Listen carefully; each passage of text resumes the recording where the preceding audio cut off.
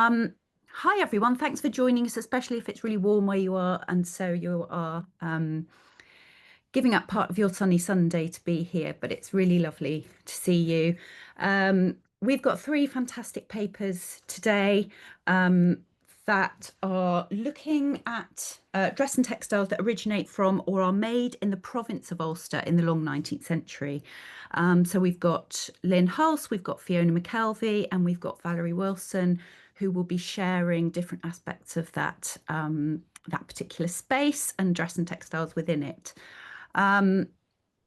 What we'll do, as ever, I'm sure you've all joined us before, but at the end of each paper, our lovely Anna Vaughan-Kett will be fielding questions. So as we go along, please put questions into the chat, and we can deal with those at the end of each paper, or the end of each presentation.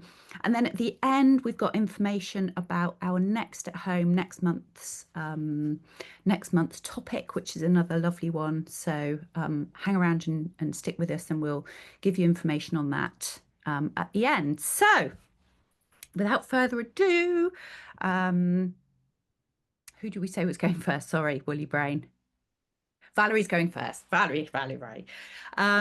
So I'd like to welcome Valerie Wilson.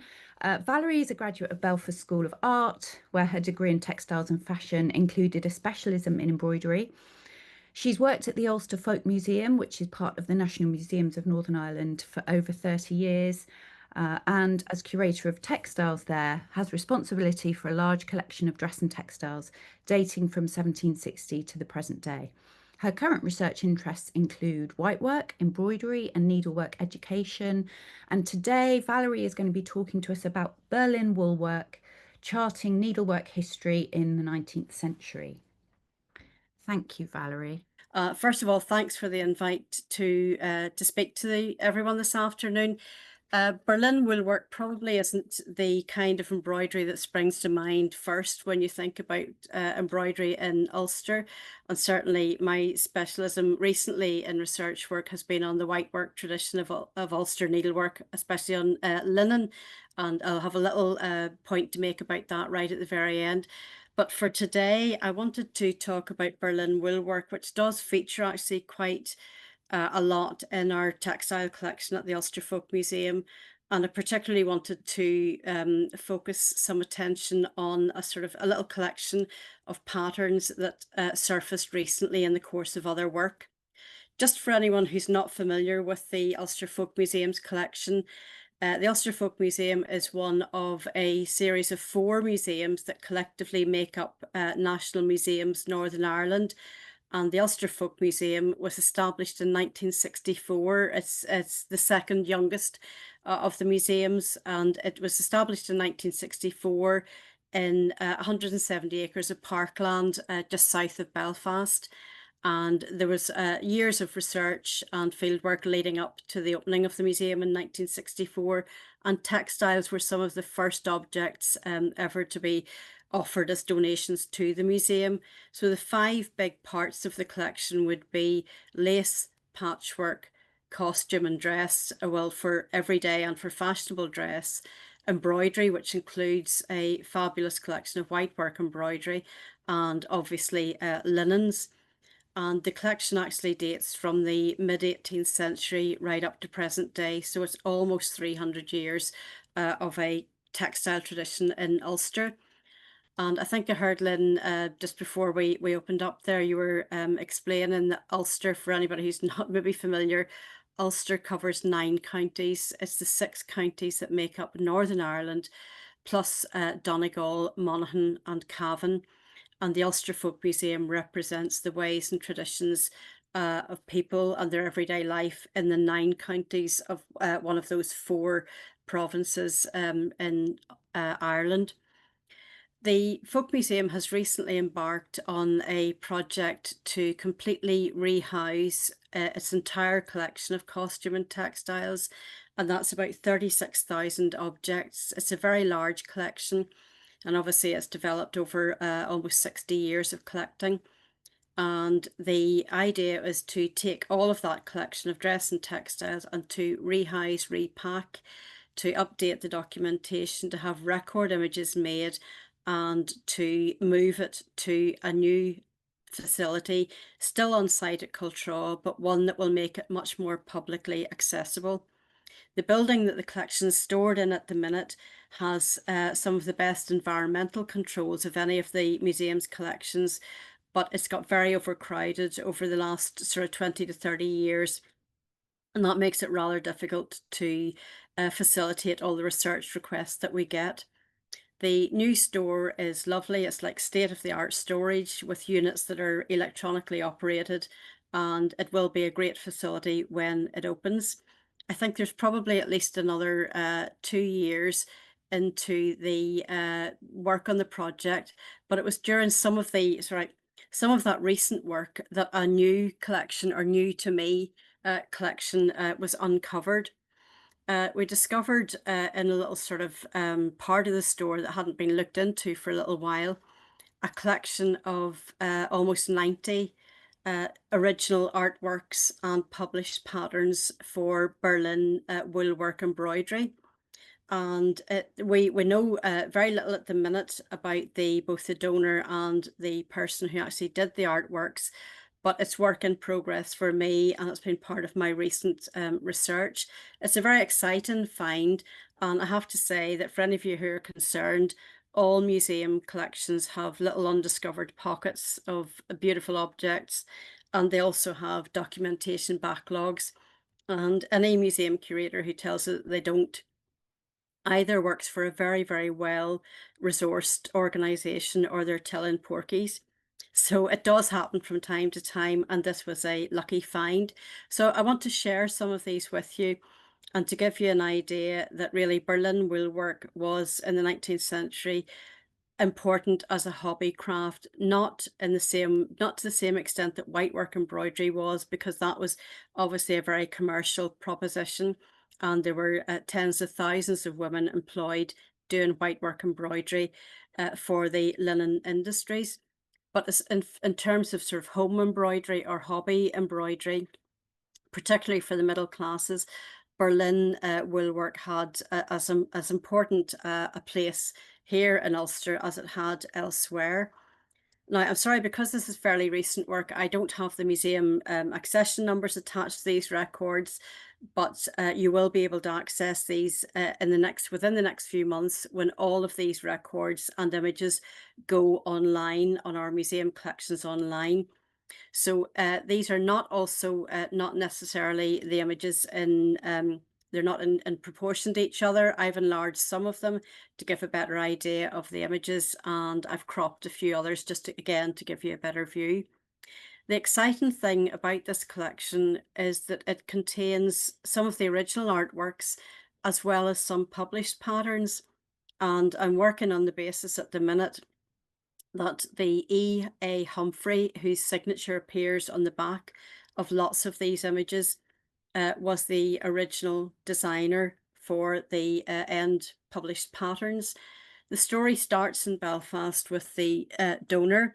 The donor gave this collection to the museum apparently over 20 years ago, but for some reason it just hasn't really been highlighted so far. The family home there was a very middle class, very comfortable home, but there's also a connection with an earlier family generation based in Dublin, again in a very comfortable, nice middle class home. I desperately want the E.A. Humphrey, whom I haven't been able to shed light on just yet, but I desperately want this E.A. Humphrey to be a woman. I would love to come across a woman who was designing for Berlin woolwork, but that may or may not turn out to be the case. This is the first image here is an interesting one, because it's actually hand painted. It's using watercolor paints on a grid that itself has been hand drawn in pencil. But you can see on the right of the image that we've got a published pattern with the same sort of animal, almost identical, worked on it. I don't think this was a case of someone buying the published pattern and then deciding to replicate it by hand drawing it out themselves. I do believe, until I find out differently, that what we have here is the original hand drawn image, which then went to a publisher. The collection for me holds some lovely little sort of trial or sample pieces. I should say that most of these patterns or most of these images relate to pieces that are between sort of A5 and A4 size, with a few here and there that are slightly smaller. So none of them are really massive big patterns or original artworks, but they are in remarkably pristine condition. And as you can see from the image on the right side, some of them still have the little paper tissue attached, as they would have been when they were bought from the shop. I think number 27 image here is interesting. We also have a signature of E. Gordon. I'd love to think that E. Gordon and E.A. Humphrey were one and the same person, and perhaps we've got work by a woman who was painting or designing for Berlin Woolwork before and after she got married, but that might just be a little fantasy on my part. So this is a story to be continued to an extent.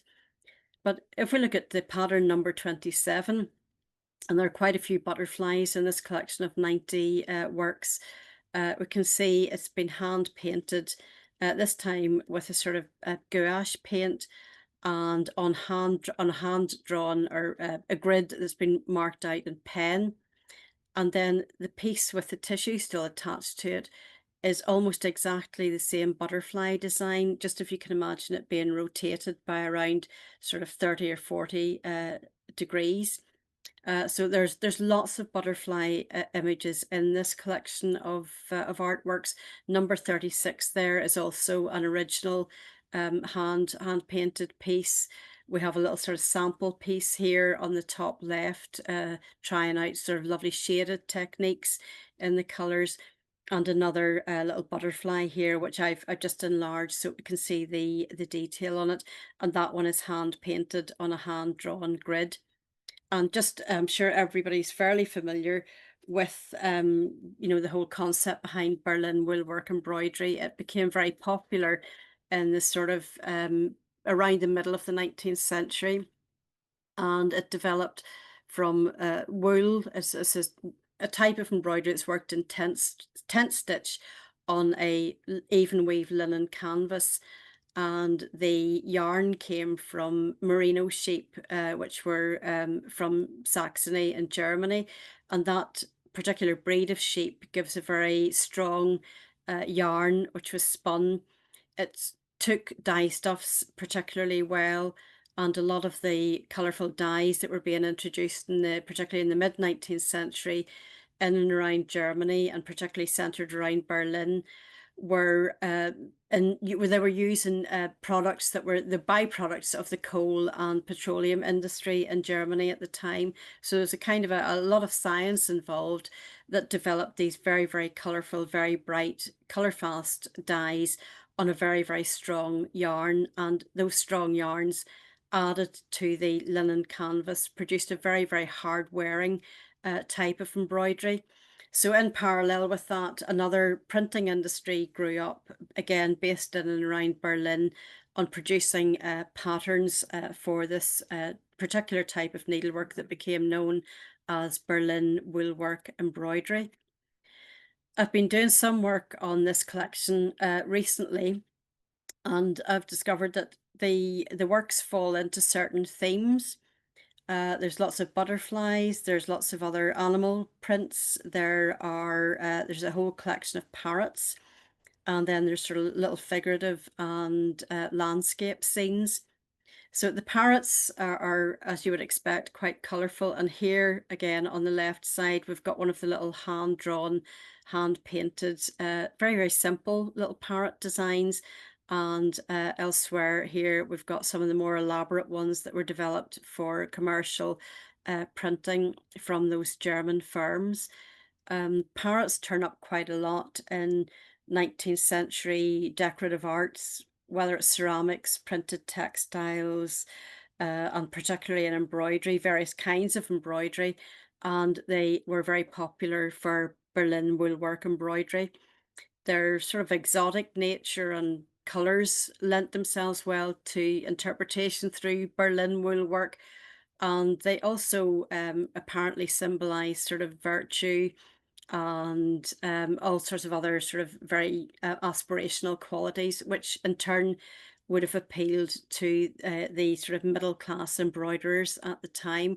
And this is very much a middle class occupation. And a lot of this work was popularized through women's journals and needlework publications at the time.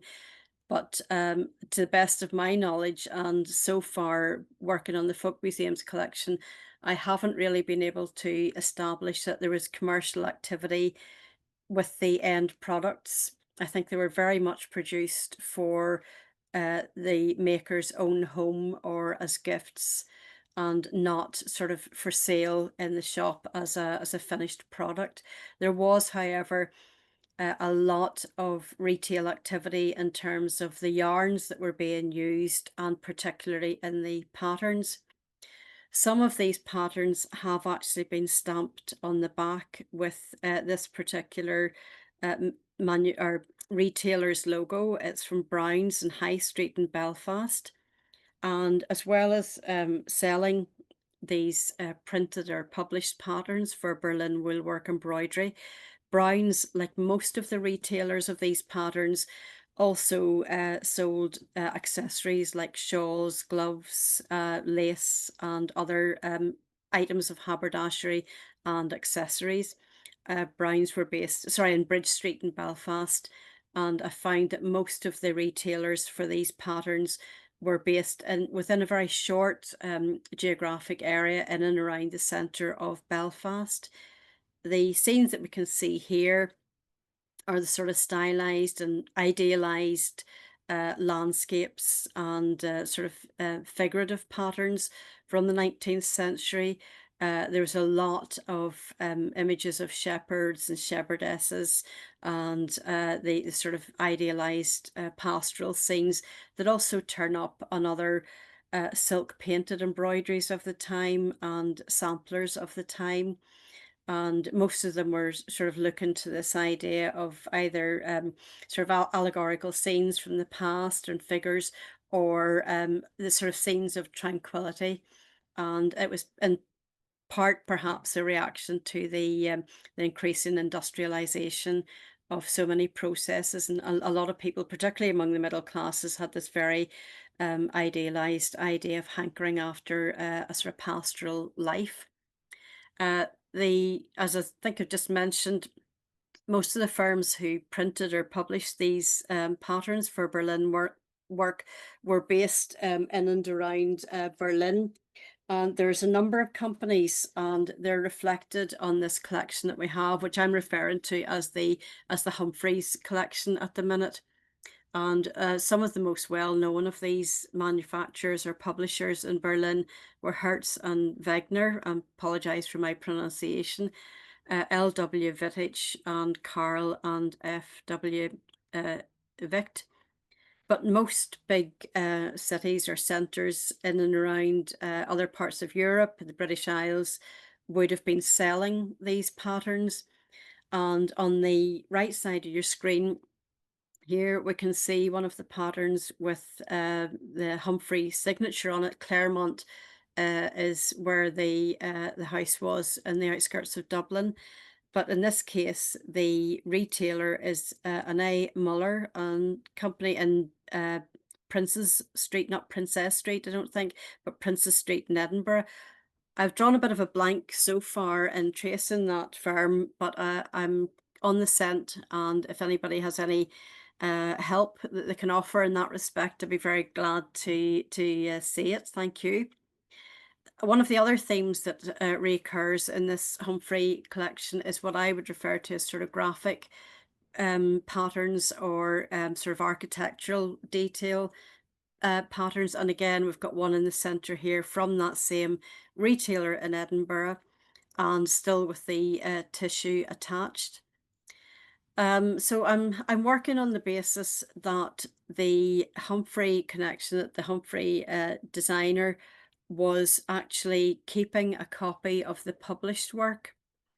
we have one other textile archive or designers archive in the Folk Museum. It's the H.R. Lilly archive of embroidery designs, where unusually for a lot of designers, H.R. Lilly, Herbert Lilly, actually kept a finished piece of the embroidery on handkerchiefs that he was designing for. I don't know that all designers did that, and in my experience, a lot of designers simply hand over the artwork and they don't really bother to archive or to create an archive of the finished works. So until I know differently and get a little bit further into the research, I'm working on the basis that this was someone who was designing for the Berlin woolwork pattern industry and keeping examples of the finished published works. The two pieces on either side here are hand painted. The one in the center is a printed pattern. There were, as alluded to earlier, there were many ways in which these patterns were popularized and circulated. And, journals like Weldon's Needlework Journal and the English Domestic Needlewoman's supplement was another way in which these patterns, among other embroidery patterns, were circulated and popularized. And in the museum's collection, we have a copy of this Madame Gobu's album of needlework. Again, I apologize for my pronunciation. This one was actually given as a present in 1869 among some sisters. It was given to Maggie from her sisters, Sarah. Sorry, it was given to Lizzie from her sisters, Sarah and Maggie, Portadown in 1869. So that was just 3 years after this was published.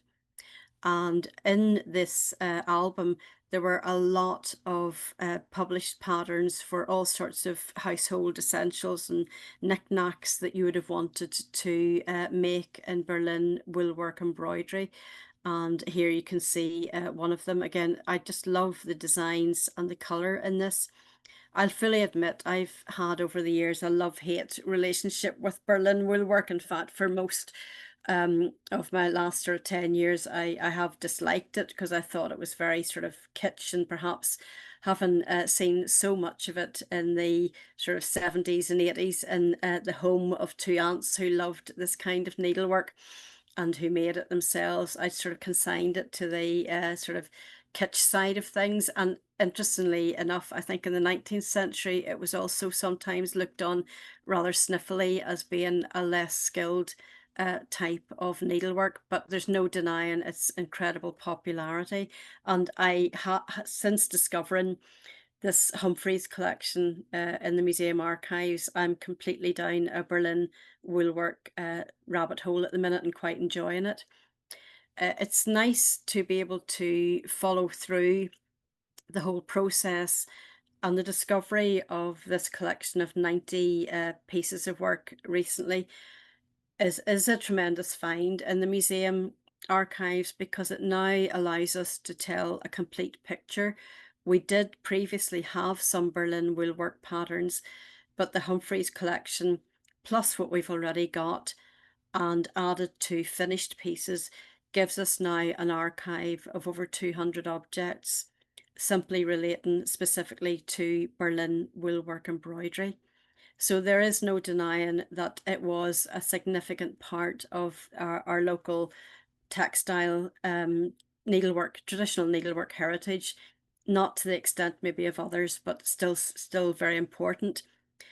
This is a slipper kit pattern from the Humphrey archives that you can see on the left side of your screen. And elsewhere in the museum's collection, we have partly worked slipper kits. The idea, obviously fairly obvious, you do the embroidery in a flat piece, you then send it off to a slipper maker who will join up the back seam and put a sole on the slippers for you. I'm calling them slippers. I suppose they're really slippers or indoor shoes. And here we can see one worked in red, sort of white, blue yarns. We actually have, I think we have the pair of this. Elsewhere in the collection, we might just have individual pieces. On the top right, you can see one that we've actually posed to show the process in the making up. And I'm pleased to say that in the museum's collection, we have a finished pair worked in a mixture of Berlin wool work and petty point embroidery as a finished pair of slippers or household shoes.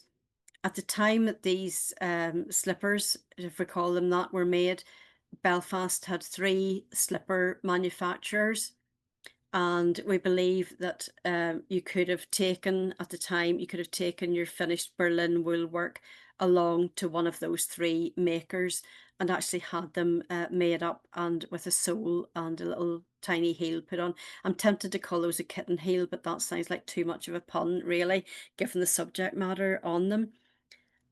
Elsewhere, this is again an opportunity to see what the end result of those Berlin woolwork patterns would have looked like.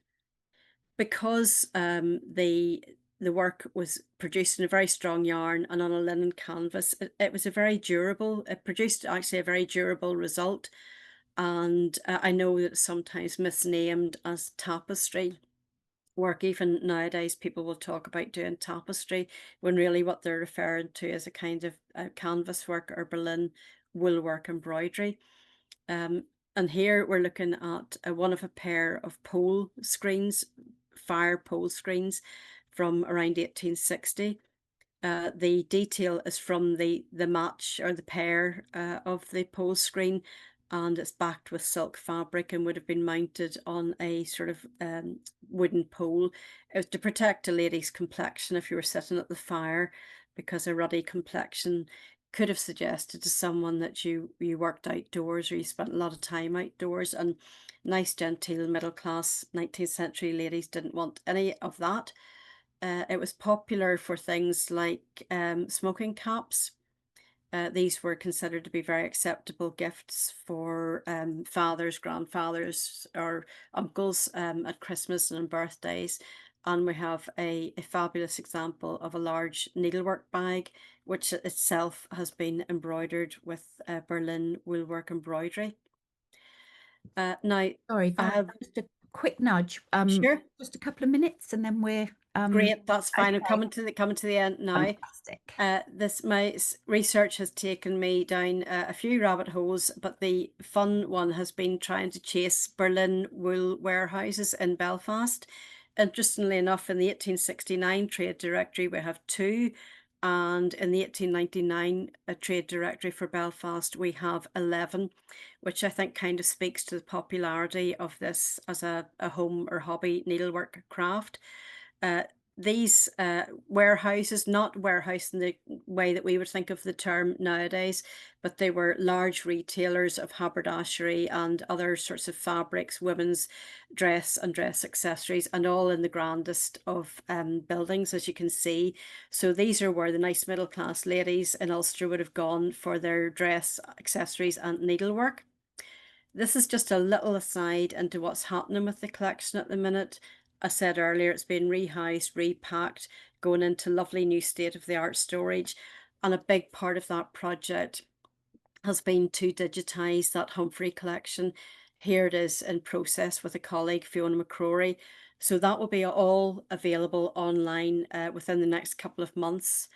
And that's where we stand at the minute with Berlin woolwork. It was a nice find, and we're hoping to do lots of lovely things with it, including looking into the copyright legislation and possibly reproducing some of these ourselves. And I'm just going to do a cheeky little aside to say that a colleague and myself will be speaking at the Royal School of Needlework conference in August. So if you want to know about whitework embroidery, please feel free to look into that. But that was a bit of a gallop through, and it's still work in progress. But once we get those images up online, you'll have full access to them yourself. Thank you. Wow, thank you, Valerie. That was amazing. I find, yeah, I find all of that, especially the kind of ephemera around it, and like you say, all of the warehouses and who's doing the retailing, fascinating.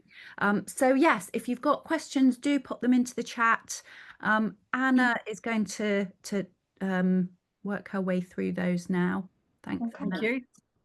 So Lynn started off with, is it possible to identify Berlin repositories in Belfast and some of them, sorry, some of the other major towns? But I think you talked about those extraordinary warehouses that look like very large buildings, really, which Yeah, is they're testament. listed. Sorry, they're listed in the trade directory under Berlin wool warehouses. But you'll also find, like for instance, Robinson Cleaver, and Fiona and Lynn will both know this very well too. Robinson Cleaver was famous for its white linens and lace. So you'll find Robinson Cleavers listed under linen supplier, under shirt manufacturer. They'll have multiple listings. So lots of those 11 from the 1899 trade directory will be listed as as a Berlin wool warehouse, which I find very interesting. I didn't realize, I didn't know that until quite recently. But they will also be listed as under shawls and silks and tailoring and dressmaking. But the fact that it grew from sort of like two who were listed in 1869, and by 1899, when I would have thought it was kind of sort of waning. In fact, it seems to have been like the biggest number of them. So it was hugely popular. But all of those shops were extremely high class, really big retailers, and they had all been established, or they had all grown from original smaller manufacturers who started off like Robertson Ledley and Ferguson and Bank Buildings started off as manufacturers. They developed textile industries, Robinson Cleavers, Anderson Macaulay's, Arnott's, Rob's. So they already had a textile connection or a dressmaking or haberdashery connection. And then obviously Berlin woolwork was the latest craze, and you're going to respond to that as a retailer by making sure that you have a really good stock of all of these pieces. And it would appear from the overstamping of the Browns logo that you bought them in probably from these Berlin or German sources, and then simply overstamped them as the firm or the retailer in Edinburgh did as well. But I'm hoping to do a lot more work on that, and also to reach out to anybody who can help me track down that retailer in Edinburgh. Thank Okay. you. There's quite a few questions about the actual process of interpreting a Berlin pattern. I mean, are we talking about kits where all the skeins of yarn will be included with the printed pattern, or did people make their own aesthetic judgment and kind of choose from a range in the emporium? I mean, how did it work? And the answer to that is I'm still working on that, to be honest. I'm working from what we've got in the museum collections. And obviously now we have this lovely batch of original artworks and published patterns. We've got the partly worked kits, we have the finished items. What we don't have are sort of any information about how you actually got from the pattern to your finished piece. And none of the pieces that I've seen so far in the museum's collection give me much information about that. I have a feeling that you had to gauge from the grid on the published pattern how you would actually work that on your piece of linen, because I've seen nothing to indicate anything like the kits that you buy today where the color is actually mapped out or printed on the canvas. I haven't got an example of that. I've never seen one like that.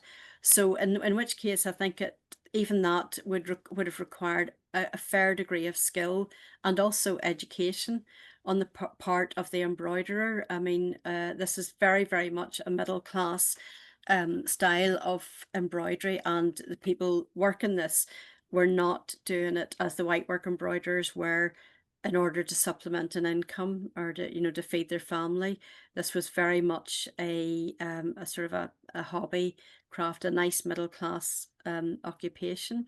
So Yet yes, you that would be the missing link. And we don't also, that I'm aware of at the minute, we don't have a batch of yarns in the museum's collection that have a label attached saying for Berlin woolwork embroidery. But having said that, as we get through the documentation process and at the end of this move, I will personally have seen all 36,000 objects, some of them for the first time in a 30-year career at the museum. So I have no idea what might yet turn up to be honest. Interesting. And yet you talk about how Berlin woolwork was received slightly sniffily, and possibly even so at the time. It was looked upon maybe not so positively. I don't know. I have a feeling that it's because I don't know whether it's because it had a grid to work on and was seen maybe as a repetitive process. I'm not sure about that. I've read that it was looked on as sort of rather sniffly and seen as not as skillful as other kinds of embroidery. Whether that's because if you're working on a grid, I mean, even there are people today who will look at certain kinds of needlework and think, well, that's just a repetitive process.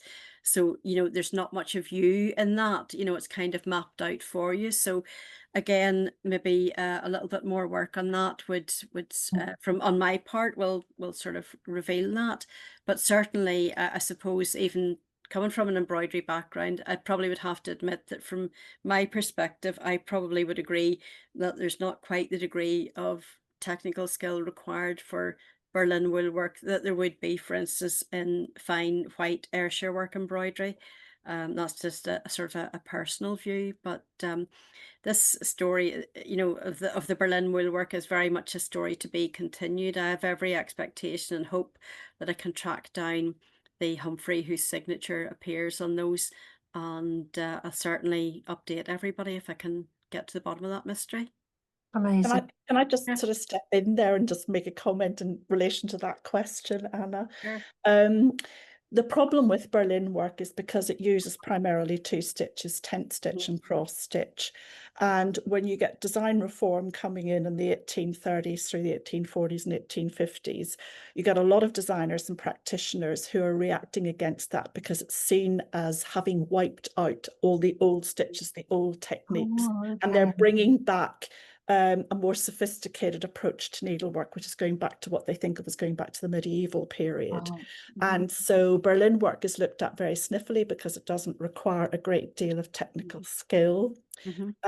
There's a great deal of reaction against the fact that it's using aniline dyes from around 1860. So there's a great backlash against that. It seemed to be, many of the designs are quite three-dimensional in character, and of course that's very much against design reform as well. So in Britain, in mainland sort of UK, by the 1870s, this is falling out of fashion. So it's really interesting to see, Valerie, that it's remaining popular in Ulster in the 1890s, and that there should be more repositories, whereas there is a falling off of repositories if you go to England or Scotland in this period. They weren't sold as kits. You bought the patterns, and the colour code down the side indicated what colours you had to match. And initially they were wools that were coming from Berlin, but then wools were being manufactured across Britain. And you were purchasing then from Scotland and from the north of England wools, but they were being sold onto the label of Berlin, but they weren't made in Berlin. Yeah, well, maybe it suggests that in Ulster maybe we were 15 or 20 years behind the groove, but I'm not sure.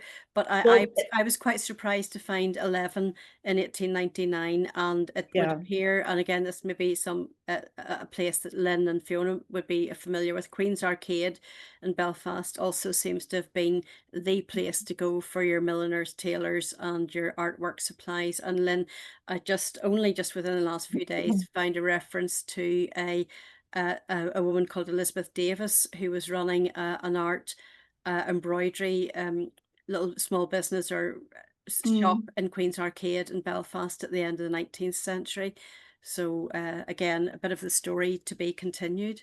Absolutely. I think you'd find in America as well, there's a lapse of sort of 20 years. So that's not surprising in the least. And I'm sure in a lot of provincial areas, people were continuing to do Berlin work as well. Yeah. You think that the Germanic connection kind of looks sexier because of Prince Albert?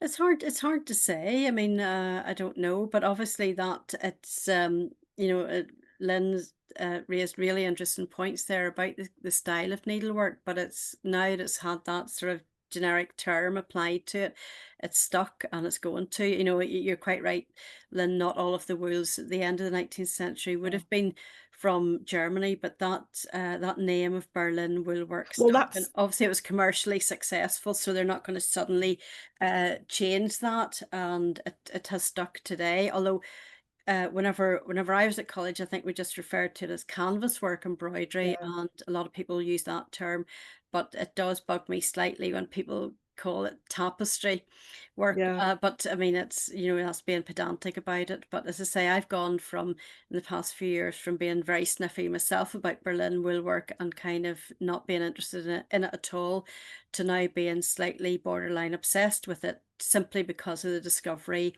of this batch of patterns.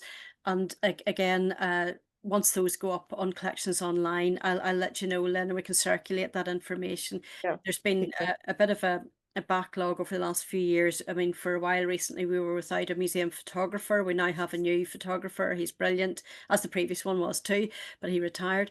And there's a huge backlog of textile images ready to, over the next year, to go up on our collections online. So if you go to the museum's website and then follow through to collections online, we have some dress and textiles up there at the minute, but not enough to really represent what we've got in store, and that's being addressed, and the Humphrey collection will be going up. It's been digitized, and the information, sizes, everything will be added to that collection, and when it goes online, it'll be publicly accessible on our website. So Amazing. that's coming Great. down the line soon. Brilliant. I Excellent. think we'll have to move on there, but it's so fascinating, all these kind of, you know, these industries that are taking place, that I'm sure lots of us have seen in museums, and we don't really appreciate the kind of labour. So moving on, Lynn, Thank you. is that Yep. right? Just before we move on to Lynn, Pat Frost has put a really interesting comment in the chat. Oh. We haven't got time to go through it, but it's really interesting. So have a peek at that. Yes, brilliant. Yes, it's there talking about another archive. Yeah. So next we're moving on to our very own Lynn Hulse. Dr. Lynn Hulse is a fellow of the Society of Antiquaries of London and the Royal Historical Society, and a member of the Worshipful Company of Broderers. She's published widely on the history of needlework from the 16th to the early 20th centuries, and is the editor of May Morris, Art and Life in 2017, and The Needle's Excellency, English Raised Embroidery in 2018. Her most recent book, May Morris Designs, The Very Soul and Essence of Beautiful Embroidery. It's in the printers at the moment, Lynn says, and it will be published by the Ashmolean Museum in July. Lynn is talking today about art embroidery and the Celtic revival in Ireland. Thank you, Lynn. Okay, I'm just going to share my screen. Has that screen come up? Yes. Perfect, perfect. Okay, well, thank you very much. So I'm going to be talking about the other end of the scale from Valerie. So very much the reaction against Berlin work. So the development of decorative needlework or art embroidery in Ireland was closely linked to the revival of cottage industries and a renewed interest in Celtic art that reflected the spirit of romantic nationalism, which spread throughout Europe in the 19th century. The benevolent actions of middle and upper class women in the wake of the Irish potato famine of 1845 to 1852 led to the establishment of various organisations marketing needlework through exhibitions and bazaars for the benefit of rural workers and Irish distressed gentlewomen. These organisations included, among several others, the Royal Irish School of Art Needlework, a branch school of the RSN that was set up in 1877 by Katrine Countess Cowper, under the patronage of Princess Helena, then president of the school, and the Irish Industries Association, founded in 1886 by the Viceroy of Ireland, Ishbel, Countess of Aberdeen, philanthropist and advocate of women's rights, with the support of several Irish and British aristocrats. The revival of cottage industries coincided with the debates around colonialism, home rule, and the call for Irish independence. My talk this afternoon explores the work of the Donegal Industrial Fund, which provided poor relief for rural peasants through decorative needlework or art embroidery. In 1883, Londoners Dr. Ernest Hart, editor of the British Medical Journal, and his wife Alice visited the westernmost county of Ulster to witness the widespread distress and starvation caused by the Donegal famine of 1879 to 83. Horrified by the poverty that they encountered there, Alice Hart appealed for funds to provide immediate aid and to pay for seed for the next harvest, before turning her attention to the revival of the cottage industries. In a lecture given to the Society of Arts in 1887, she admitted to feeling ashamed of being an Englishwoman and blamed England for willingly and knowingly destroying the glass and woolen industries of Ireland. She decided that the most practical thing to do would be to revive the old cottage industries and to develop and improve the ancient arts of spinning, weaving, knitting, sewing, and embroidery.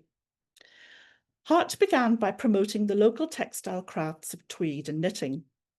With the promise of large orders from some of London's major department stores, the Donegal Industrial Fund began trading in December 1883 from a small shop on New Cavendish Street in the West End. Hart believed that the enterprise could be developed over the whole of the country and appealed to the ladies of Ireland for their assistance in setting up embroidery schools for the peasantry. Following its success at the Inventions Exhibition in London in 1885, where it won a gold medal, the fund moved into larger premises at Donegal House in Wigmore Street, which had a showroom on the first floor. Here girls of Irish nationality were trained, while back in Donegal, Hart arranged for lessons to be given in Irish to local embroiderers. The fund soon received £1,000 from the House of Commons to assist with setting up technical classes. One critic commented in the British weekly newspaper, The Graphic, that the government might do excellent service if it gave rather less attention to the cry for Home Rule and a good deal more to the demand for the wholesome employment other than that connected with agriculture. Hart's original plan had been to revive the art of sprigging or white embroidery on linen and cotton, but found that the industry had been decimated by competition from the Swiss embroidery machine and was no longer commercially viable. She decided instead to set up Kells Embroidery to give work to distressed Irish ladies. By 1887, around 80 women were working in this branch of the fund, in addition to the 800 cottage workers employed across the textile arts. So that this new type of embroidery would be purely Irish, designs were taken from 7th and 8th century illuminated manuscripts, such as the Book of Durrow and the Book of Kells, as well as monuments from pre-Christian and early Christian eras. In an article entitled The Old Celtic Manuscripts as a Source of Design, published in 1904 in the House Beautiful, Hart wrote, "The Book of Kells revealed to me a mine and storehouse of design. In a few square inches of these wondrous pages, there were more design and more suggestion than in sheaves of original drawings turned out from South Kensington." And there she's referring to the Victoria and Albert Museum, which at that stage was known as the South Kensington Museum. The Magazine of Art, the leading organ of Victorian art criticism, noted the fact that many of the designs are taken either from monuments or Irish manuscripts adds greatly to their value, and Mrs. Hart's enterprise may be regarded as a genuine attempt to revive the art as well as the industries of Ireland. The designs became known by specific names, such as runic cable, Kells beastie, Kells dragon, and so on, and utilised a variety of surface stitches, including couching, darning, buttonhole, outline stitch, and point croisset, or herringbone. And here you can see a page from the Queen, the Society Ladies' newspaper, which shows the major designs produced by the fund. Frustratingly, scarcely any extant embroideries worked by the fund have been identified in public or private collections, and I'm hoping that Valerie's going to be able to add to those from the Ulster Folk Museum, so that most of the pieces I'm showing you today are taken from images published in contemporary newspapers and journals. Objects made by the fund included curtains, portieres, sofa backs, chair backs, tablecloths, mantle valances, workbooks, book covers, clothing, and accessories. The characteristic features of Kells embroidery included vegetable dyes from heather, lichen, and mosses in dark and light china blues, salmon, terracotta, and golds.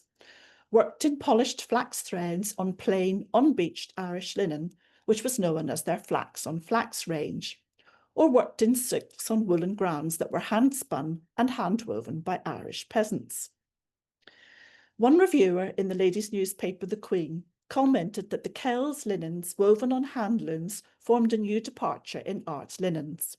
They were novel, artistic, beautifully coloured, and were distinctive for their artistic effects obtained by using simple materials. The polished threads were exquisitely tinted, brilliant and smooth, and were often mistaken for silks. The fund regularly took part in the Arts and Crafts Exhibition Society in London and showcased its merchandise at the Irish exhibition at Olympia in 1888. Commenting on the latter, the Irish Times expressed the strongest hope that the display of Irish industries would create a better feeling towards Ireland, as well as a juster idea of its resources and wants. The brainchild of Mrs. Hart and Earl Leitrim, the Donegal Industrial Village at Olympia was the largest exhibit at the fair. It consisted of 12 thatched cottages arranged as a street with an Irish cross in the centre and a ruined Irish tower at one end. Workers engaged in cottage industries were sent over specially for the exhibition, many of them trained by Hart herself. The village attracted a lot of attention and was reported in the press and society journals like The Queen. In the lower image, 2 girls can be seen working inside the Kells Embroiderer's cottage, surrounded by various wares from the fund, decorated with dragons, serpents, floral and geometric designs, described by one reviewer as a rainbow iridescence. The image on the right shows a girl working on silver stitch embroidery, which had been ordered by Lady Aberdeen for a black satin court dress. The design was adapted from a medieval Italian embroidered panel in Hart's collection, but the Irishness of the maker was used to authenticate the object. The show at Olympia led to 2 important commissions for vestments and other ecclesiastical embroidery, one from the Duke of Newcastle for Clumber Church, based on a 16th century Italian design, worked in silver and mounted on ivory brocade, and the other from the Duke of Norfolk. In contrast to Ireland's other philanthropic bodies, which relied on the patronage of aristocrats to host sales in their London homes, Hart preferred public exhibitions. The fund exhibited at several international fairs, including New Orleans in 1885, Glasgow in 1888, and Paris in 1889, where it received a higher number of awards than any other British exhibitor, in fact 5 in total. The display in Paris included ecclesiastical as well as Kells embroideries. The entrance to the stand was draped with curtains and valances made of Kells lustre linen in 2 shades of crimson, heavily embroidered in 16th century Italian designs. The fund also designed Kells embroidery for table linen, woven for the parish exhibition by one of the large Belfast linen manufacturers. At the Columbian World Fair in Chicago in 1893, the fund enjoyed extra publicity through its involvement in the Irish village, which received critical acclaim. The village occupied 25,000 square feet and comprised a reconstructed Donegal castle and an Irish cross in the centre of the square. Inside cottages, Irish workers demonstrated domestic industries, including sprigging and embroidery. By 1895, the fund had won 57 medals and honourable mentions at various international exhibitions. It also exhibited at smaller exhibitions, including a display of Irish lace and cottage industries at the Royal School of Art Needlework, under the patronage of the Princess of Wales, in July 1885. American audiences were introduced to the work of the fund in 1886 through an invitation from the Associated Artists of New York, founded in 1883 by the American interior designer Candace Wheeler, to exhibit and sell work.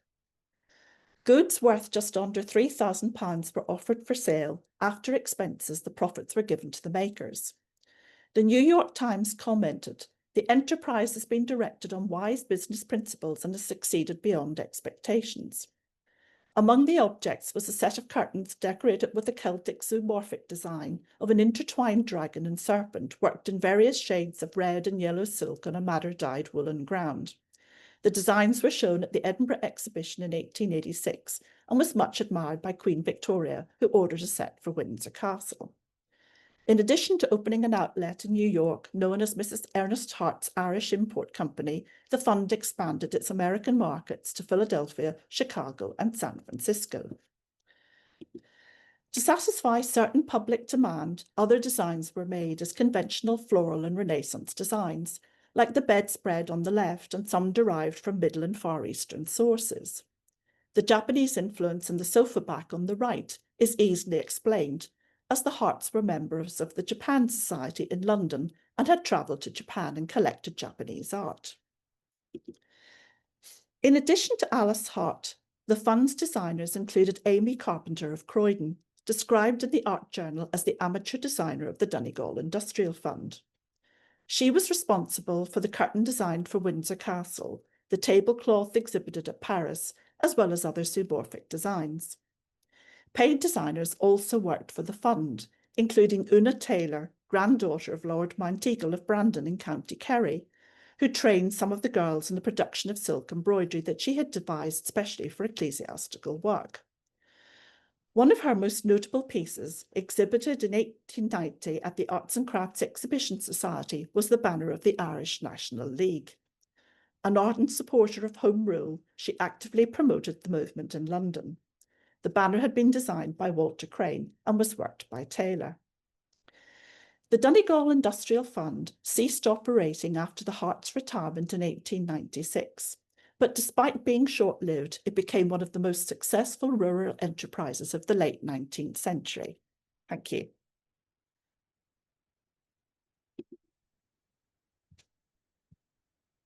That was fantastic, Lynn. Thank you so much. Yeah, mind-boggling, just the kind of the things that we don't know.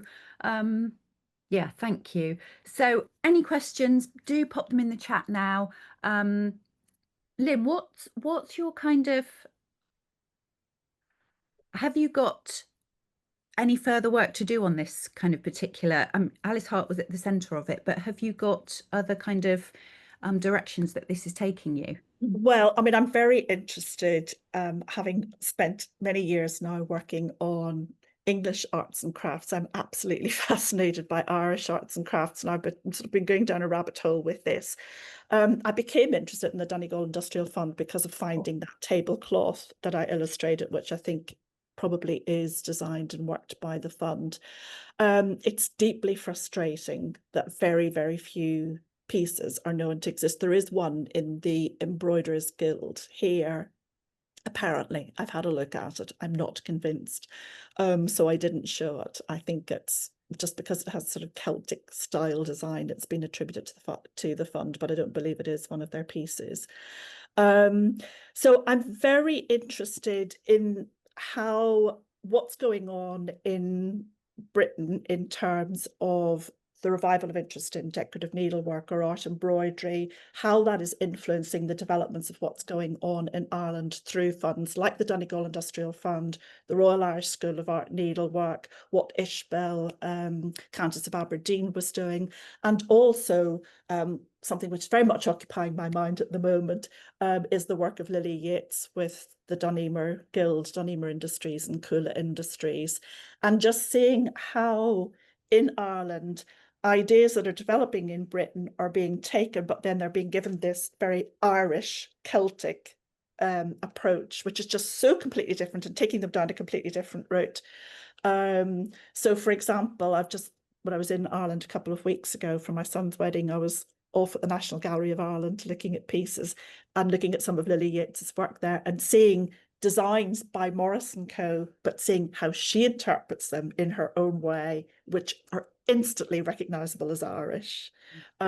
So there's an awful lot of sort of things buzzing in my mind at the moment in regard to this. And, I look at something like the Donegal Industrial Fund, which is Irish workers using Irish materials, and that's what we're promoting to put Ireland on the map, and seeing how the same thing is happening, a decade later with Donegal and with Coola Industries and Lily Yates and other people like her at the time. So, and Valerie, I will absolutely kiss your feet if you come back to me and say, oh, we've got a Donegal Industrial Fund piece at the Ulster Folk Museum.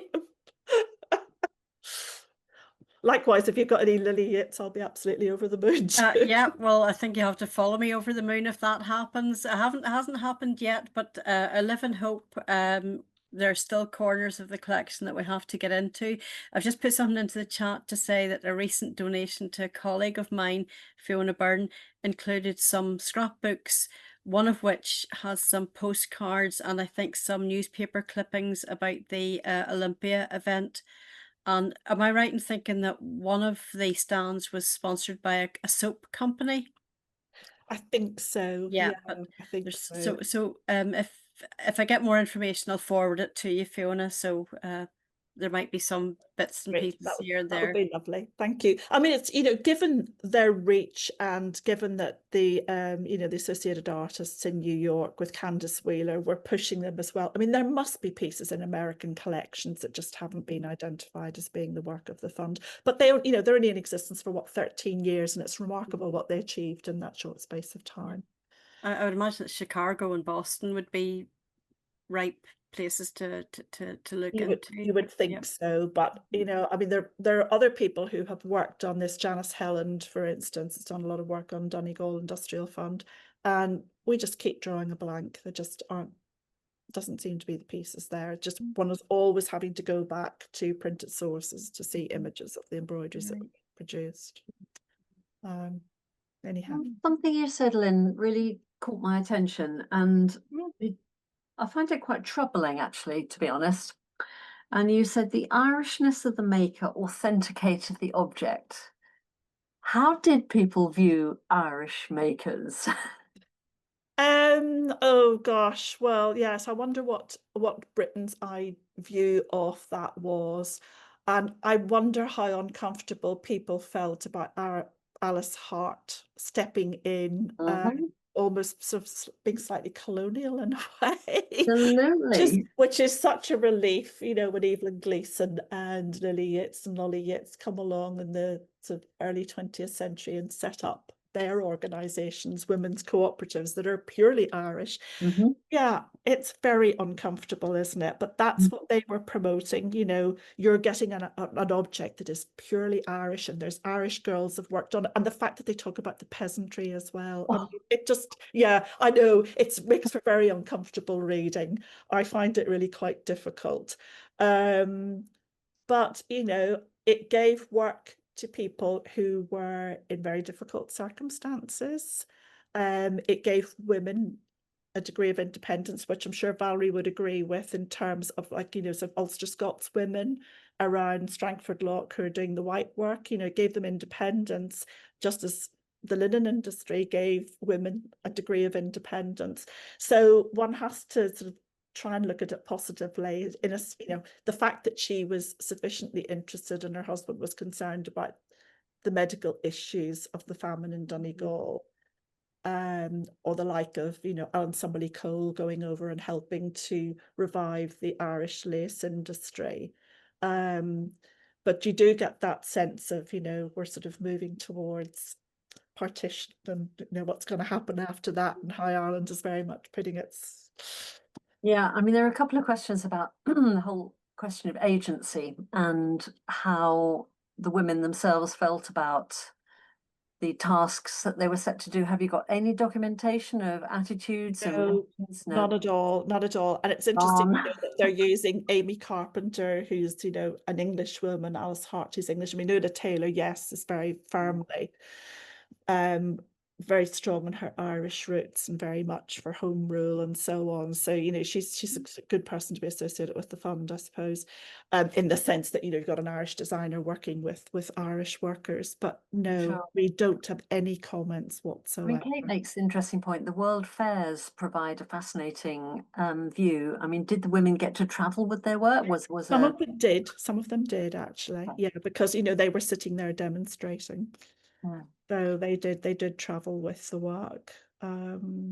So some of them, sorry for interrupting, Lynn, some of them were definitely multitasking. We've got a little bit of information about Bridget O'Quinn from Sligo. I looked into this a little bit a few years ago when we did an exhibition about the history of Irish dance through the costume.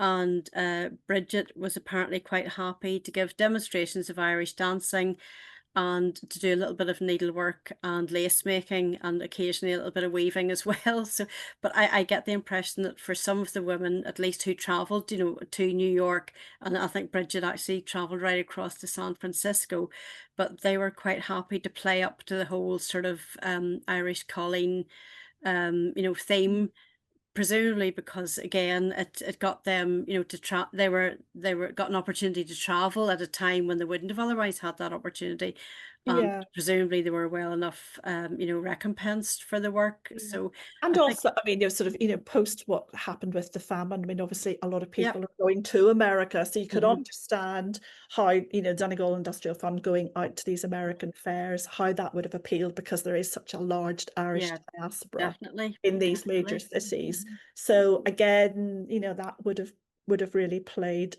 into the whole selling the objects, or the, you know, selling the textiles, and they were very beautiful, there is no doubt about that. Although, you know, you get somebody like well, some of the British designers, I'm thinking of Sedding, for example, who goes, oh God, not more of this sort of Celtic zoomorphic designs, please no, we don't want any more of this. You know? In the 1890s, but I have to say I've got a lot of time for those Celtic zoomorphic designs. I think they're absolutely fabulous, and especially, you know, the threads that they were producing. I mean, they're just exquisite. They're working on hand loom, you know, woven Irish linen, which is a sheer joy to work on. And if May Morris thought it was good, you know, hand loom linen, I'm all for it. And I think it's great that what they were producing. I just wish we knew more about them. Yeah, it's a little obscure, isn't it? And Jennifer is asking what happens next when the 13 years are up and the fund, what happens to it? You don't know. Nothing. I mean, Nothing. that's it. It just Ah, comes to an end. It just comes okay. to an end. Amazing. Thank you so much, Lynn. That was fantastic. So we move on now to our final speaker for today, Fiona McKelvey. Fiona is a textile specialist who's had a career in textiles for more than 30 years. Much of that time was with Liberty of London.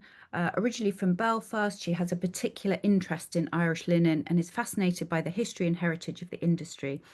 She spent many years researching the connections and legacy of Irish linen, flax and textiles.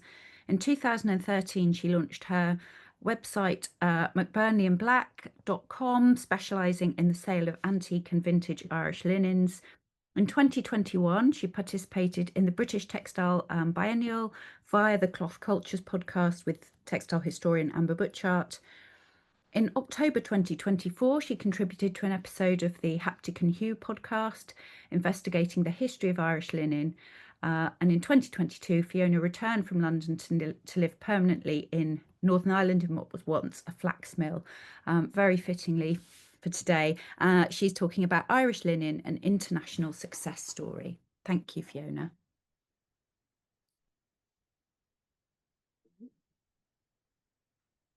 Have we got it? Not yet. There we are. It's Yes. doing. Yes, we have. It's there. Okay. Brilliant. Well, first of all, thanks for the introduction, Kate, and thank you to you and your colleagues for inviting me to speak today. I'm really conscious of the fact that having three speakers dealing with the Ulster textile industry, that inevitably there's going to be some toing and froing between the three presentations. But I think actually it just reinforces the importance of the textile industry within this part of the world. So Kate mentioned that I had spent much of my career working for Liberties, and in fact I was looking after sales, the export sales of Liberty products all around the world. So when I spotted an Instagram post in April 2020 showing a pile of dog-eared foolscap envelopes mentioning places like Uruguay and Tunisia with dates in the early 1900s, my interest was piqued because doing my job, I was able to travel the world. We had fax, no email at that stage, but that was to come. And it was a case of curiosity on my part as to how there were connections between Irish linen companies in far-flung places at this particular period.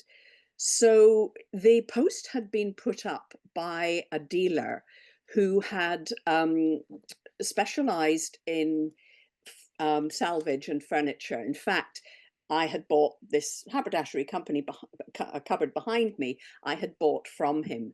So I knew exactly what I was looking at because I saw this hand motif and recognized it to be the trademark of the Barber Linen Thread Company. I still had his phone number. So I picked up the phone and I rang and I said, Saxon, I've just seen your post on Instagram. And he said, you're the linen lady. I knew someone out there would know what these papers related to. So to cut a long story short, I was able to purchase them all. And I spent many happy hours during those sunny, warm days of the first COVID lockdown, poring over the wealth of information contained in the papers. They had been found in the locked bottom drawer of a filing cabinet that Saxon Durrant had rescued from the trademark office in Glasgow. And before beginning to restore it, he needed to somehow get to the locked drawer. So he took the back off, and this was what he found inside. But I think before I move on to exactly the importance of what I was looking at, I'd like to put all of this in context. And I think we need to look at the beginnings of the Irish linen industry. I mean, linen is first known to be in Ireland in around about the 8th or 9th century, but it wouldn't develop into what could be called a formal industry until many centuries later. The production had very much been a cottage industry and was a rural occupation involving the entire family. But by the early 1700s, things are being more formalized, and we saw the establishment of the Linen Board to encourage and supervise the manufacture of linen. And when you look at the figures here, you can see the huge increase in the number of yards of linen that were being exported from Ireland. But from 1705, just 520,000, up to its absolute peak in 1866. And this figure of 256 million yards was never matched again. But then it does begin to drop off. Now, inevitably, the vast increases were due to the Industrial Revolution and the speeding up of manufacture. And it was really by this point that Belfast was enjoying a reputation as being the centre of the world's linen industry. In 1850, there's only one power loom in Belfast, and 11 years later, that's 5,000. And then that has trebled by 1868. But I think that the figure that always completely amazes me is the data that was recorded in 1892, explaining that 12 million miles of linen thread are being spun each week in Belfast mills. So I think the name of Linenopolis had been well earned. Around about 1888, Belfast is awarded city status, and this really is at the heyday of the linen industry. Now, Valerie mentioned in her presentation, and we saw a small photograph of Robinson and Cleaver in the very centre of Belfast, and it was known as the Royal Irish Linen Warehouse, and it opened its doors the same year that city status was awarded. The international nature of their business was hugely important to them, and they acknowledged this by including reference to it on the facade of the building.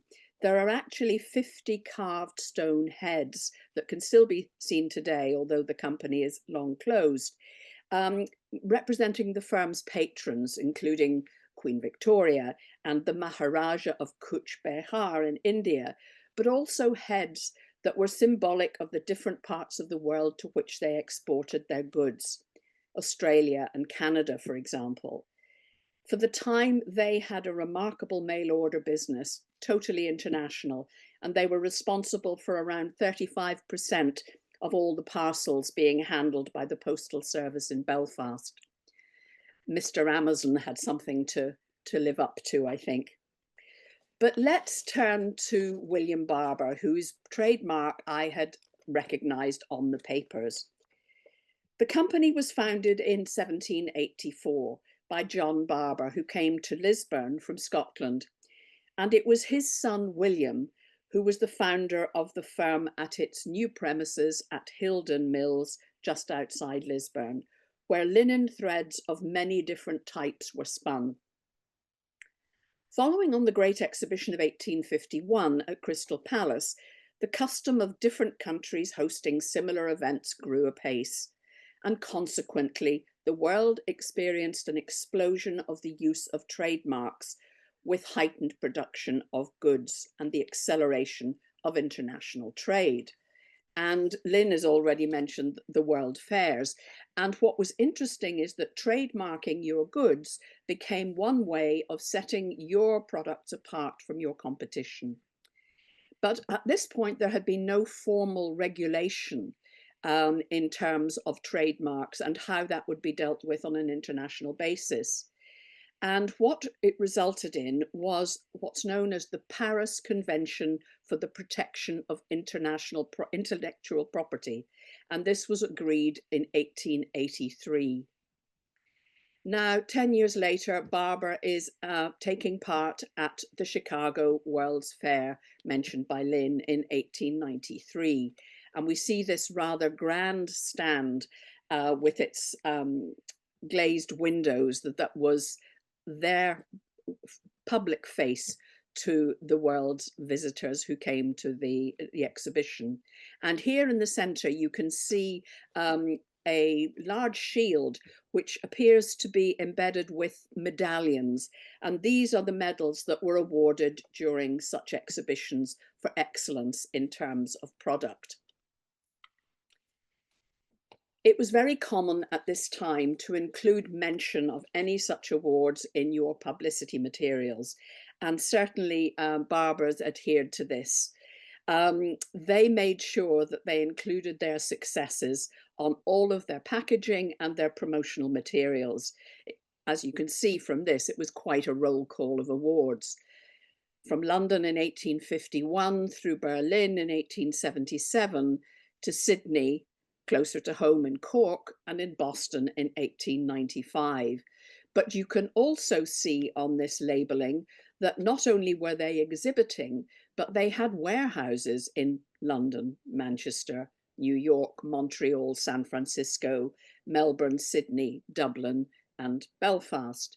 So they made sure that they had representation in these far-flung markets for the products. And you see the medals represented in the four corners of the label. But to the center, we see that trademark flax word written in the palm of a hand with the shamrocks around the outside. This was the trademark which the company would fiercely protect. This is a box of shoe threads at a much later date. But it's not only showing us the medals, but it's telling us why they were awarded. You have a first prize medal in London in 1862 for general excellence.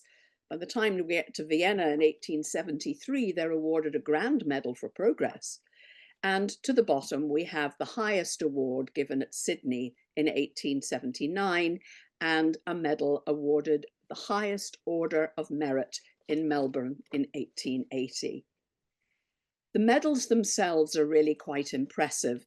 And although this isn't one that was awarded to Barber's, it is one given at the same time that I've had the pleasure of handling it. They're about 2.5 inches across and very weighty. And you can see why a company at this particular time would want to ensure their customers knew the importance of and the value they were getting with their product.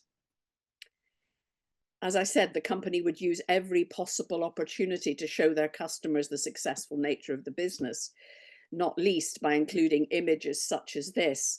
And I can't help feeling there's been a little bit of, shall we say, poetic license. I'm not sure that the site at Hildon Mills was really quite as widespread as this image gives. This was actually on the inside of a box lid of threads that were given to retailers in New Zealand. Actually, I'm going to go back. I don't know if you can make out in the very center of this image, there's a rather unusual tall rectangular tower at the end of the main mill building, which is still visible today, although the site unfortunately is now pretty much derelict. But this is a representation of it that was actually produced in a folk art style by a local artist here called Linda O'Kane. And you can see that barbers didn't stop using their reputation on their paperwork. They included it on their buildings, just as the example set by Robinson Cleavers years earlier. So we have Barber and Son Linen Thread Works, ahead in thread, which I think is, as I say, can still be seen today, but quite a modern way of promoting their the attributes of the firm. The label that we looked at a few slides back was actually on the inside of this box of linen thread. And you can see here that the logo and the branding is repeated to the end of each individual spool. They managed to pack so much information into one small label. This is actually on a larger spool. It's about 1.5 inches wide. So you've got the hand with the flax, you've got trademark, you've got Barbers, established 1784, and you've got the shamrocks trailing around the outside.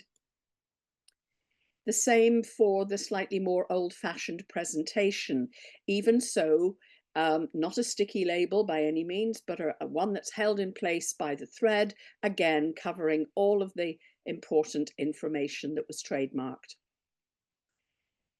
This is an unusual card dating to 1893, and whilst not showing the actual barber hand, apart from in the centre, it was part of their advertising material.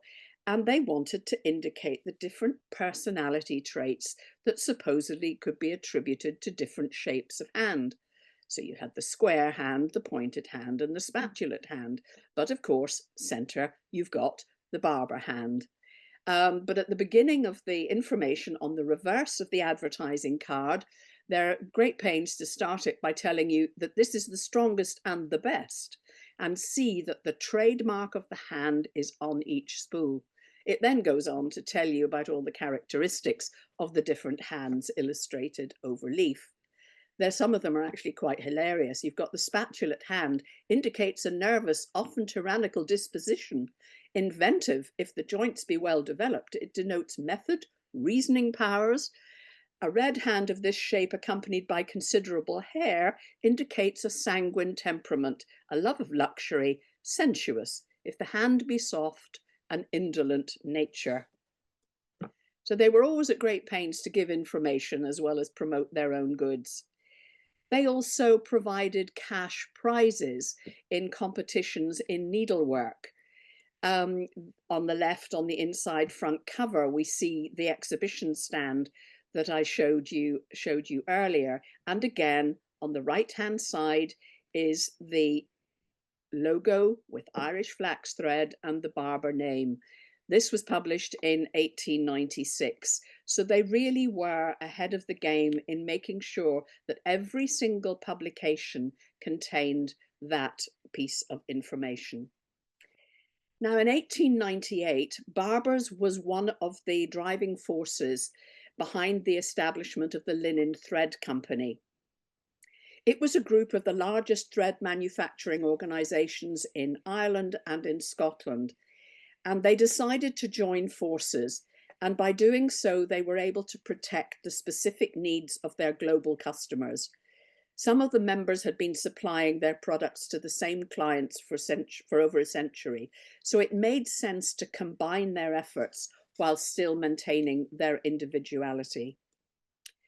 These are the details of the 9 original founding companies, and the documents which were held in the archive at the Glasgow Trademark Office all relate to correspondence between the Linen Thread Company and the Glasgow office relating to the Barber trademark registrations. They covered the markets in the bottom drawer, as I mentioned earlier, between the letters S and U. So I now have a pile of documents relating to Syria, Tanganyika, Tunisia, Uganda, and Uruguay. And for me, by far the most interesting was this envelope here.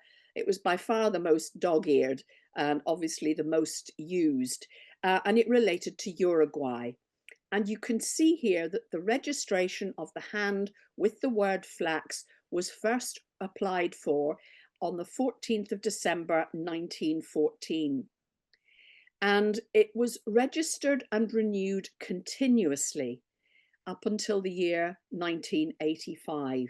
Now, it may well have continued after that, but for the purposes of this presentation, that was the last date recorded in the paperwork that I received. And I think it was obvious of paramount importance to Barbour to ensure that this trademark was protected in the Uruguay market.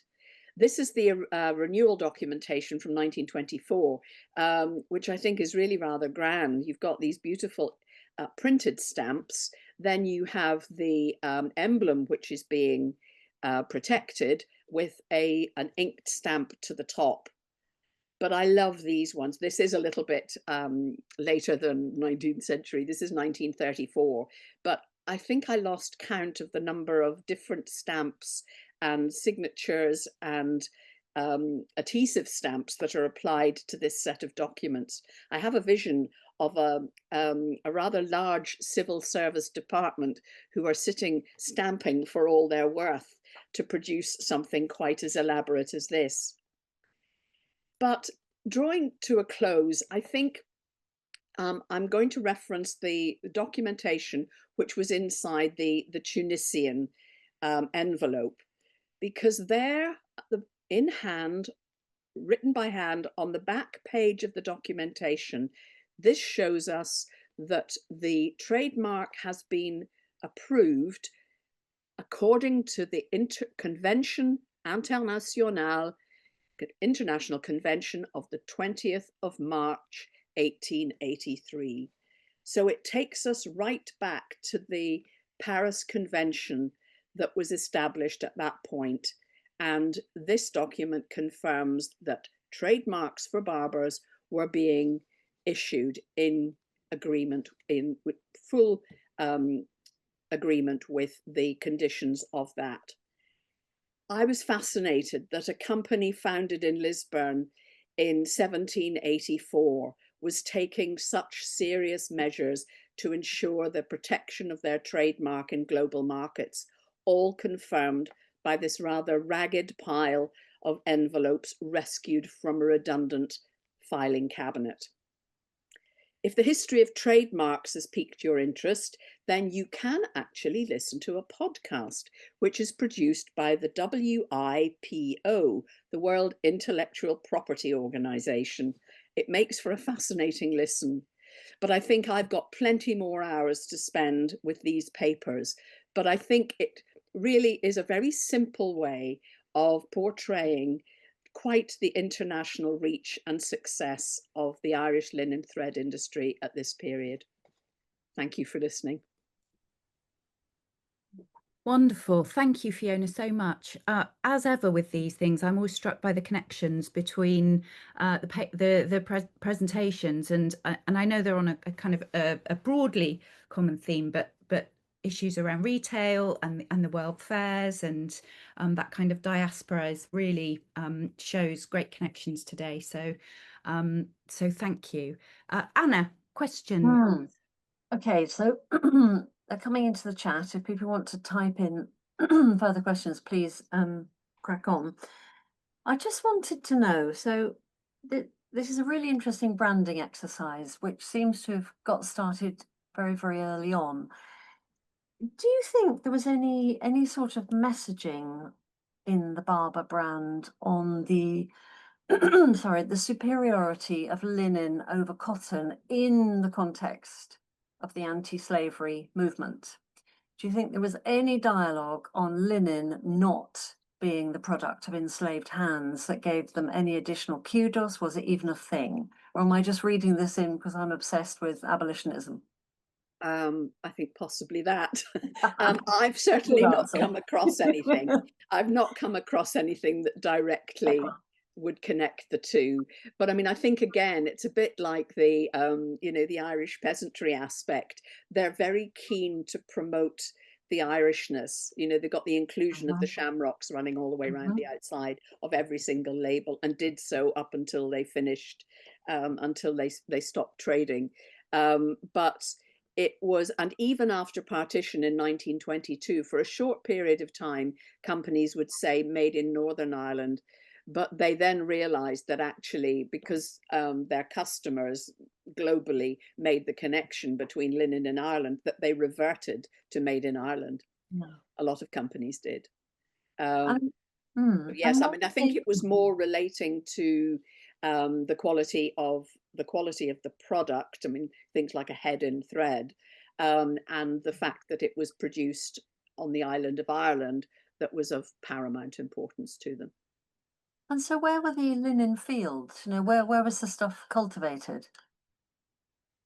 We never cultivated enough in Northern Ireland. We couldn't grow enough to keep the mills supplied. So a lot of the flax was imported. It was imported from Russia and from Belgium and the Netherlands. The quality of flax that was being grown here wasn't sufficiently fine to produce some of the finest woven cloth. And certainly that we just simply didn't have the land to grow enough to feed the 12 million miles coming out of the mills every week. Absolutely. So it was always imported. The majority of it, certainly. I would say probably, I don't know, Valerie, whether you know or not, but I would have always said, from what I've seen, I think it was probably about 80% was imported. So yes, I'd go along with that, Fiona, and you're right. I mean, the real big plus of the linen industry, is you'll be more knowledgeable about this than me, Fiona, was in our bleaching and finishing, and then later on in the 19th century to the ornamentation with the addition of embroidery to give it added value. And that was really what the industry, certainly when it became a more commercial industry or mechanized process, it was about the bleaching and the finishing and the ornamentation, more than the actual flax growing. The flax growing was more related, I would say, to an earlier cottage industry where smaller quantities were being grown by farmers themselves, who would then be processing that and then weaving it up to sell at a local market. So yep, you're right. I would agree. I'd be happy to accept that percentage of, you know, the flax being imported, and a lot from Belgium, definitely. The other interesting thing is actually that the sheer breadth of product that barbers produced, because, you know, yes, they were spinning threads that would have been used to create cloth, but also they were producing thread that was being used for fishing nets, for twine, for shoemakers, for later on for the aeronautical industry. And actually, one interesting fact, nothing to do with the 19th century, but when they were, the NASA were looking for a product to create the ropes or the cords that would bring down the first space shuttle that was able to return to Earth, they used linen. They used linen thread because it was the strongest. Wow. Everything else they tried broke, and it was produced here. Wow, So that's crazy. I think that's, and suture threads. I mean, and even today, research in Poland has proved that a wound dressed with a linen bandage, or you know, suture thread made from linen, promotes healing far better than anything else. Sometimes the old ways are the best. So Lynn would like a little more info on the barber trading, international aspect of the trade. Did barbers continue to trade internationally to the end of the business? And do we know how large their international market was compared to their British and Irish markets? They certainly did continue to trade internationally, and the name is still used by coats today. Although they closed Hilden in 2006, and they moved their production to Eastern Europe. Having said when they took over Barbers, they said that they would keep Lisburn open. They then sent some of the staff to Eastern Europe to train their Eastern Europe organizations. And of course, not long after they came back, the factory was ultimately closed. But yes, the Barber name is still available. You can still buy Barber thread, but it's now part of the Coates Group. As for the percentage of export versus British and Ireland, no, it's not something I followed up on. But another thing to add to the list. When did Coates take them on? They took them on in the late 1990s. I think it was about 1998 from memory. Huh. I think we will have to draw a close there because I'm aware that we've run a little bit over time, but thank you for everyone joining us today. And thank you very much to Valerie, Lynn and Fiona for such fantastic presentations. It's been a real treat. Incidentally, Caroline Bellius has said, if anyone needs to come and visit Chicago to research our 1893 Columbian exhibition, let me know. We're an excellent field trip, and that would be a joy. No excuse needed to go back to Chicago. So before everybody Thank you. leaves for the day, I just wanted to draw your attention to the next our next at home, which will take place on the 27th of July. It is called Fashion in Beloved Fiction, and we will have speakers who are looking at textiles and fashion in Jane Eyre, Dress in Anne of Green Gables, and Alice's Adventures in Wonderland. So that will be a real treat. Just to make you aware, the time will probably be slightly later BST, probably around 3 p.m, as all of the speakers are based in the US, and so it will be slightly later. But do look out. We'll promote the event in due course. So we hope to see you then. But thank you very much for everyone joining us today. That was fantastic papers and presentations. Thank you.